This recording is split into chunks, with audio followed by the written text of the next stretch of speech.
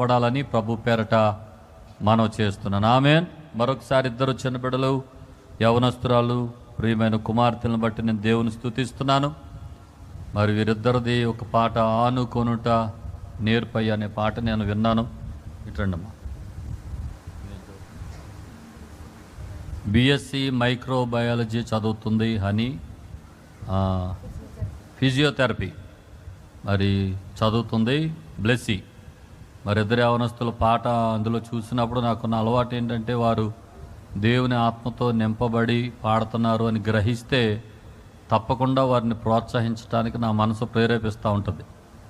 కనుక గడిచిన సంవత్సరం జెస్సీ మరి విజయనగరం నుండి వచ్చి తను ఇక్కడ నిలబడింది. దేవుడి వేదిక మీద నుండి విరామం లేనంత బిజీ ఆ బిడ్డను దేవుడు వాడుకుంటున్నాడు.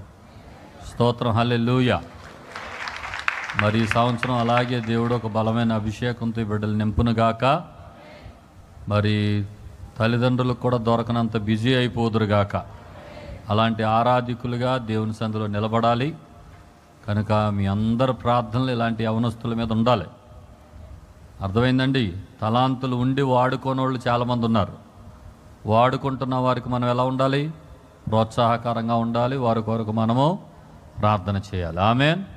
కాబట్టి ఈ బిడ్డలిద్దరిని బట్టి నేను ప్రభువుని స్తుతిస్తున్నాను.